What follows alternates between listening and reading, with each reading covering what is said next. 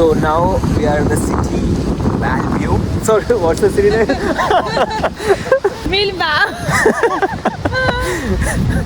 Bilbao. I can't stay. Bilbao സ്ഥിതി ചെയ്യുന്നത് northern സ്പെയിനിലാണ്. Bask കൺട്രിയുടെ ഒരു ഹൃദയഭാഗത്താണ് എന്ന് വേണമെങ്കിൽ പറയാം. ഇവിടുത്തെ ആളുകൾ കൂടുതലായി സംസാരിച്ചു വരുന്നത് ഈസ്കാര എന്ന് പറയുന്ന ഒരു ഓൾഡസ്റ്റ് ലാംഗ്വേജ് ആണ്. ഇത് രണ്ടും അറിയാത്തത് കൊണ്ട് തന്നെ നമുക്കിതൊരു പ്രശ്നമേ അല്ല. ഇവിടെ വന്ന ഏകദേശം കുറെ സമയം നമ്മൾ പാർക്കിങ്ങിന് വേണ്ടി കിടന്ന് കറങ്ങി. അവസാനം ഒരു അണ്ടർഗ്രൗണ്ട് പാർക്കിംഗ് കിട്ടി, അവിടെ പാർക്ക് ചെയ്തു. So just walk around Bilbao. Bilbao. Actually, like the weather is so bad, so rainy. So let's see how Bilbao in rain. ഇതാണ് ഗുഗൻഹൈം മ്യൂസിയം. ഈ മ്യൂസിയം ഫുള്ള് നിർമ്മിച്ചിരിക്കുന്നത് ടൈറ്റാനിയം കൊണ്ടാണ്. And now it's one of the most important modern art museum in Europe. So this is called Mamo, and it's made by a French artist called Louis Bergon, something like that. So bonjour. Yeah. ഇതാണ് അവരുടെ ചിത്രം. ശരിക്കും പറഞ്ഞാൽ അവര് ആ ഒരു spider കൊണ്ട് symbolise ചെയ്തേക്കുന്നത് അവരുടെ അമ്മേനെ തന്നെയാണ്. കാരണം അവരുടെ അമ്മ ഫാബ്രിക് ഒക്കെ റിപ്പയർ ചെയ്യുന്ന ഒരു സ്ത്രീയായിരുന്നു, just like a spider. And it's so huge. Canadian American architect ആയ ഫ്രാങ്ക് ഗെഹറിയാണ് ഇതിന്റെ ഡിസൈനർ. ഫുള്ള് ടൈറ്റാനിയം പാനൽ ആയതുകൊണ്ട് തന്നെ ലൈറ്റ് റിഫ്ലക്ട് ചെയ്യുന്നത് പലപ്പോഴും പല കളറിലാണ്. 1997 ഓപ്പൺ ചെയ്ത ഈ മ്യൂസിയം ചില ആംഗിളിൽ നിന്ന് കാണുമ്പോൾ ഷിപ്പ് പോലെയും ഫിഷ് പോലെയും ഫ്ലോയിങ് മെറ്റൽ വേവ്സ് പോലെയൊക്കെ തോന്നും. And that's called Bilbao effect.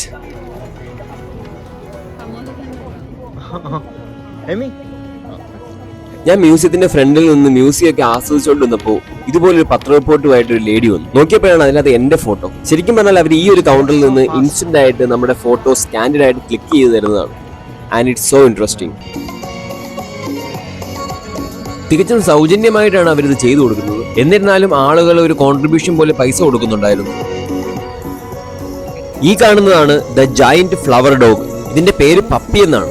ശരിക്കും പറഞ്ഞാൽ റിയൽ ഫ്ലവേഴ്സ് വെച്ചാണ് ഇത് ഫുള്ള് നിർമ്മിച്ചിരിക്കുന്നത്. ഏകദേശം 12 മീറ്റർ ഉയരമുണ്ട് ഇതിന്. സീസൺ അനുസരിച്ച് പൂക്കളുടെ കളറും മാറും. അതുകൊണ്ട് തന്നെ എപ്പോ കണ്ടാലും ഇതിനൊരു പുതുമ നമുക്ക് തോന്നും.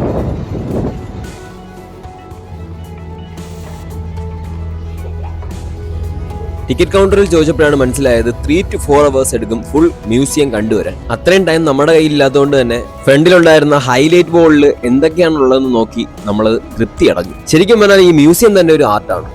മ്യൂസിയത്തിന്റെ ഹിസ്റ്ററിയും കൺസ്ട്രക്ഷനും ഒക്കെയാണ് ഈ വീഡിയോയിൽ കാണുന്നത്. പക്ഷെ വീഡിയോനേക്കാളും എല്ലാവരും ശ്രദ്ധിച്ചത് ഈ ഒരു പയ്യനെയാണ്. മ്യൂസിയം വിസിറ്റ് ചെയ്യാൻ വന്നൊരു പയ്യനാണ്. അവൻ അവൻ്റെതായിട്ടുള്ള ലോകത്ത് എന്തൊക്കെയോ ചെയ്യുന്നുണ്ടായിരുന്നു. നമ്മളത് കണ്ട് എൻജോയ് ചെയ്യുന്നുണ്ടായിരുന്നു. നാട്ടിലെങ്ങാനും ആയിരുന്നെങ്കിൽ ഇപ്പോൾ അവൻ അടി കിട്ടിയേനെ. പക്ഷെ അവന്റെ പാരന്റ്സ് വളരെയധികം സപ്പോർട്ടീവായിട്ടാണ് അവന്റെ ഈ ഒരു കാര്യം കണ്ടുകൊണ്ടിരുന്നത്. നിങ്ങൾ ഈ കാണുന്നതാണ് Torre Iberdrola, tallest building in the Basque country. ഏകദേശം 41 നിലകളുണ്ട് ഇതിന്, 165 മീറ്റർ ഉയരവും. എന്തെങ്കിലും കഴിച്ചിട്ട് വരാം, നല്ല വിശപ്പ്. So let's have some food in Bilbao. നമ്മുടെ നാട്ടിലെ റോസ് പോലെ ഇരിക്കുമെങ്കിലും ശരിക്കും പറഞ്ഞാൽ ഈ ചെടിക്ക് മുള്ളില്ല. സോ ഇത് റോസ് ആണോ ഇല്ലയോ എന്ന് എനിക്കറിയില്ല. റെസ്റ്റോറന്റ് തപ്പി ഇറങ്ങിയതാണ്. ശരിക്കും പറഞ്ഞാൽ ഇതൊരു വാക്കിംഗ് ടൂറായി മാറി.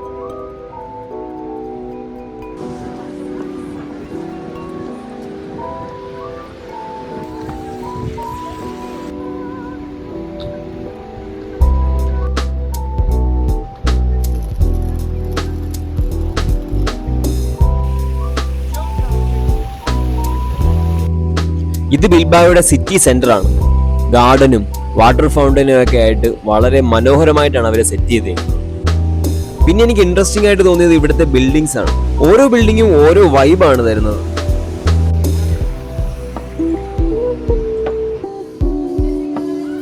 ഫുഡ് കഴിക്കാൻ കയറിയ റെസ്റ്റോറന്റ് ഇതാണ്. ഇവിടെ സ്പാനിഷ് ലോക്കൽ ഫുഡാണ് കിട്ടുന്നത്. ഇതിനകത്ത് ഫുള്ള് ചീസും പോർക്കും ആണ്. നമ്മുടെ നാട്ടിൽ കിട്ടുന്ന മീറ്റ് റോൾ പോലെ, പക്ഷെ വളരെ ജ്യൂസിയാണ്. ഫുഡൊക്കെ കഴിച്ച് പുറത്തിറങ്ങിയപ്പോൾ വെളിയിൽ വളരെ വലിയൊരു ജനക്കൂട്ടം. തിരക്കിയപ്പോഴാണ് അറിഞ്ഞത് ട്രംപിനെതിരെയുള്ള പ്രൊട്ടസ്റ്റ് ആണ്.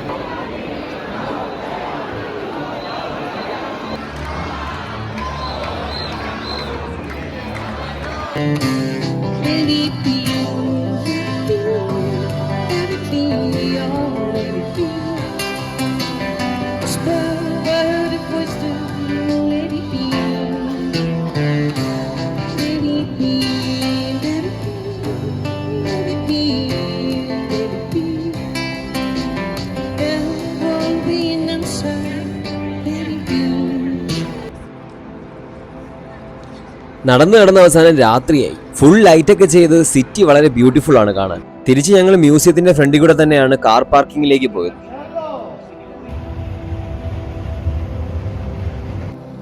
എനിക്ക് ഇവിടുത്തെ ഫുഡ് വളരെയധികം ഇഷ്ടപ്പെട്ടു. കൂടുതലും ഇവിടെ കഴിക്കുന്നത് റോ മീറ്റ് ആണ്. റോ ഫിഷ് കഴിച്ചിട്ടുണ്ടെങ്കിലും റോ മീറ്റ് കഴിക്കുന്നത് ശരിക്കും പറഞ്ഞാൽ എനിക്ക് അത്ര വലിയ സുഖമുള്ളൊരു പരിപാടി അല്ലായിരുന്നു. ചേരെ തിന്നുന്ന നാട്ടിൽ ചെന്നാൽ നടുകഷ്ണം തിന്നും. അതാണ് എന്റെ policy. So we are just sleeping in the car tonight, and we just made a setup like this. Because it's so much lights outside, so yeah, it's packed. Good night. Yay. This is called the car life. So good night. Bye bye.